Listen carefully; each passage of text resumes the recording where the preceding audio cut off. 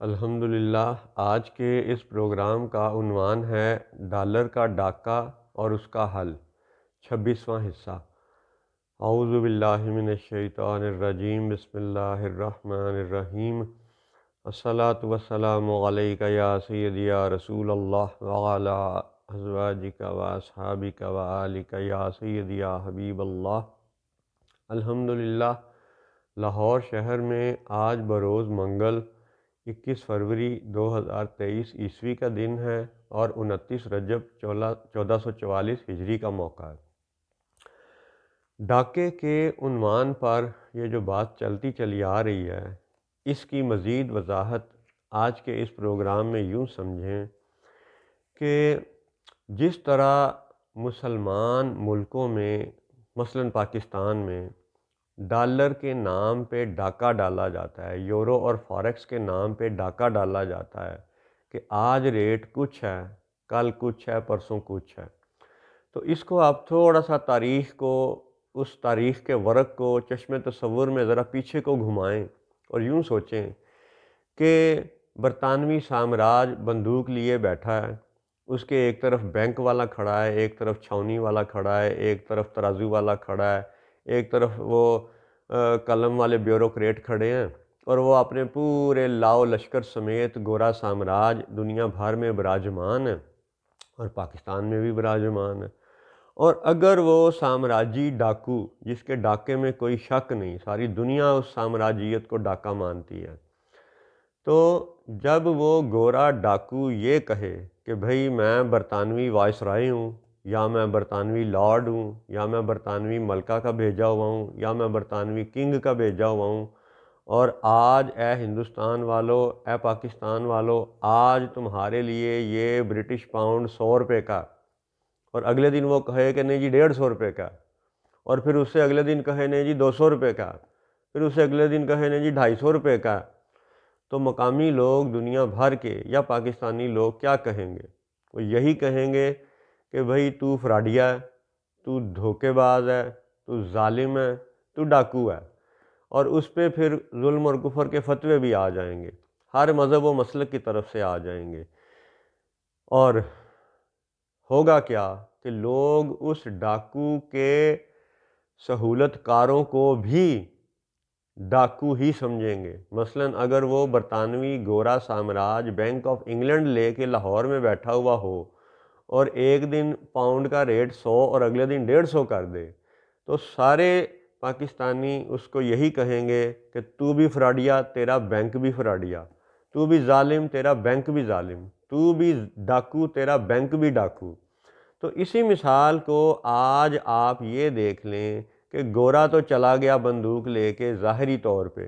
اور پیچھے چھوڑ گیا اپنے وہ ادارے جو اسی کے ادارے ہیں، انہی کے الومیناتی اداروں کے آج بھی ویب سائٹوں پہ دیکھ لیں جا کے، بڑا فخر سے وہ الومیناتی لکھتے ہیں، یعنی روشن خیال، یعنی علم والے، حالانکہ وہ سب سے زیادہ ظالم ہیں۔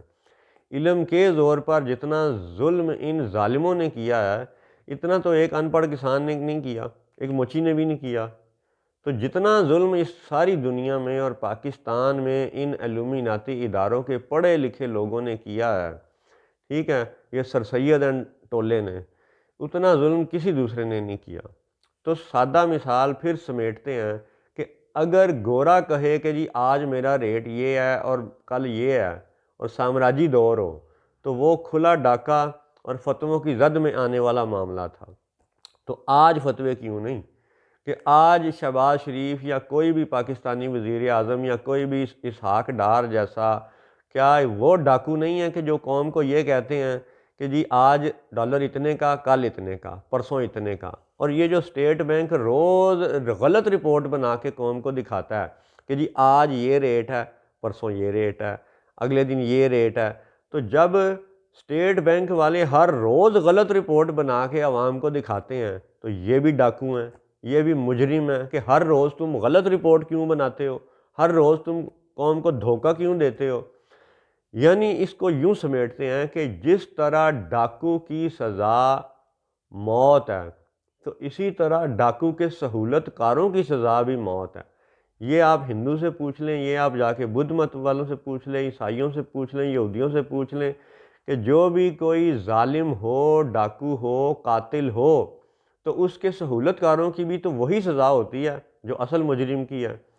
تو اب کیا برطانوی ڈاکہ دنیا سے کوئی ڈھکی چھپی بات ہے؟ کیا برطانیہ نے ساری دنیا پہ ڈاکہ نہیں ڈالا؟ تو جب وہ ڈاکو ہے تو اس کے ادارے بھی ڈاکو ہیں، اس کے سہولت کار بھی ڈاکو ہیں، اس کے بٹھائے ہوئے چیلے چانٹے جہاں جہاں بھی ہیں وہ سب ڈاکو ہیں، سب سزا کے مستحق ہیں۔ اگر آپ کہیں کہ جی مزید قرآن و حدیث میں سے ثبوت پیش کریں، تو اللہ نے چاہا تو مزید قرآنی آیات کی کثیر تعداد ابھی باقی ہے جو ایک ایک کر کے ان کے لیے پڑھی جا سکتی ہے، بیان کی جا سکتی ہے۔ اور پھر ڈالر کے ڈاکے کو آپ یہ دیکھیں، یہ سوچیں، یہ سمجھیں کہ ڈالر کے نام پہ جو فارکس کے نام پہ دھوکہ دیا جا رہا ہے، اس کا آپ کوئی سا بھی فائنینشیل پیرامیٹر پکڑ لیں کہ جی اگر انفلیشن ہی جو جرم ہے یا انفلیشن ہی بری بات ہے، تو پھر سب سے بڑا اس بری بات کا کرنے والا امریکہ، سب سے زیادہ انفلیشن امریکی ڈالر کی ہے اس وقت دنیا میں، سب سے زیادہ کاغذ امریکی ڈالر کی صورت میں پھیلائے گئے ہیں، تو وہ سب سے زیادہ بے قدر ہونا چاہیے۔ دوسری بات کہ اگر جنگ ایک پیرامیٹر ہے کرنسی کی ڈی ویلیویشن ہونے کا، تو امریکہ بہادر ہی ہے جو اپنے چیلے چانٹوں سمیت دنیا بھر میں جنگ و جدل کا بازار کئی دہائیوں سے گرم کیے ہوئے ہے۔ عراق کی جنگ، شام کی جنگ، افغانستان کی جنگ، دیگر ملکوں میں ویتنام کی جنگ، دیگر تماشے، تو اس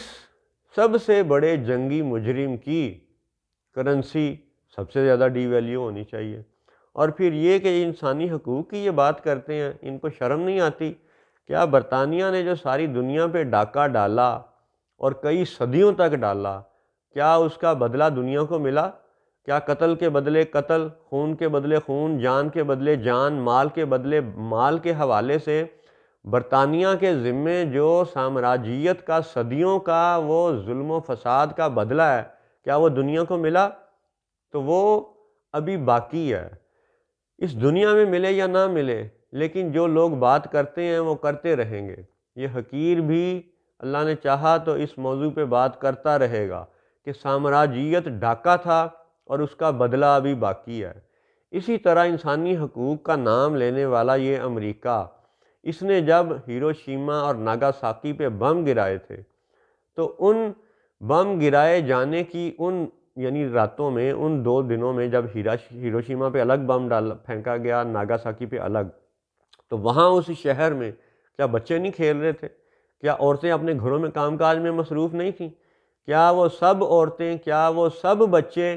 امریکہ کے خلاف جنگ میں مصروف تھے کیا؟ تو کیوں ان پہ بم گرایا گیا؟ اور اس کی پردہ داری کرنے والا یہ میڈیا جو آج تک امریکہ کو جنگی مجرم قرار نہیں دیتا، آپ خود سوچیں کہ کیا اس جاپان پہ گرائے گئے ایٹم بموں میں جو ہلاک ہوئے بچے، کیا وہ جنگی مجرم تھے؟ کیا وہ کسی جاپان کے فوجی کی مدد کر رہے تھے؟ کیا وہ امریکہ کے اوپر بم پھینک رہے تھے؟ تو امریکہ نے ان معصوموں پہ، یعنی معصوم یہاں کہنے کا مطلب ہے کہ وہ جو بے گناہ عورتیں اور بچے تھے جن کا جنگ کے حوالے سے کوئی گناہ نہیں تھا، امریکہ نے ان کو ایک رات میں تہس نہس کر کے رکھ دیا یا ایک دن میں تہس نہس کر کے رکھ دیا۔ تو اس جنگی مجرم امریکہ کا بدلہ کیا ادا ہوا؟ کیا ان سارے بے گناہ لوگوں کی ایک ایک جان کا بدلہ امریکی حکمرانوں کی جان کی صورت میں ملا؟ نہیں ملا۔ تو بدلے تو باقی ہیں، ابھی امریکہ کی طرف سے بھی بدلہ دنیا کو ملنا باقی ہے اور برطانیہ کی طرف سے، یعنی یہ یاجوج اینڈ ماجوج کی جو کمپنی ہے، جو نیٹو کا ٹولہ ہے، بالخصوص جو برطانیہ اور امریکہ ہیں، ان کے ڈاکے کا حساب لینا ابھی باقی ہے۔ اور آ جائیں جی، اکانومی اگر ایک پیرامیٹر ہے تو ڈالر کے ڈاکے کا آپ یہ ثبوت دیکھیں کہ جارڈن، اردن اور سعودیہ عرب، ٹھیک ہے، دونوں کو جاننے والے لوگ جانتے ہیں کہ سعودیہ عرب پٹرول سے مالا مال، دیگر صنعتوں سے مالا مال، قدرتی خزانوں سے مالا مال، بہت بڑی اکانومی، اور جارڈن ایک چھوٹی سی اکانومی۔ تو جارڈن کی کرنسی سعودیہ عرب کی کرنسی سے اوپر کیوں ہے؟ اسی طرح آپ یہ دیکھ لیں کہ کویت اتنا سا ٹڈا سا ملک ہے دنیا میں رقبے کے لحاظ سے، ٹھیک ہے، اس کی کرنسی امریکہ سے اوپر کیوں ہے؟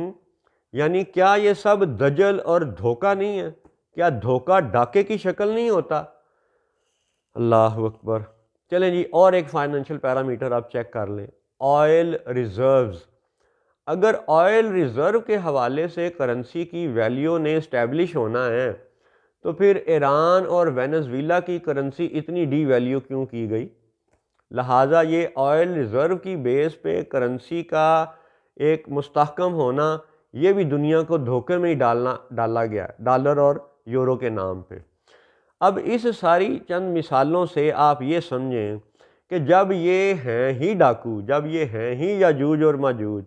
قرآن و حدیث سے ان کے لیے جو ثبوت تھے، جو آیتیں تھیں، اس حقیر نے پچھلے بھی کئی پروگراموں میں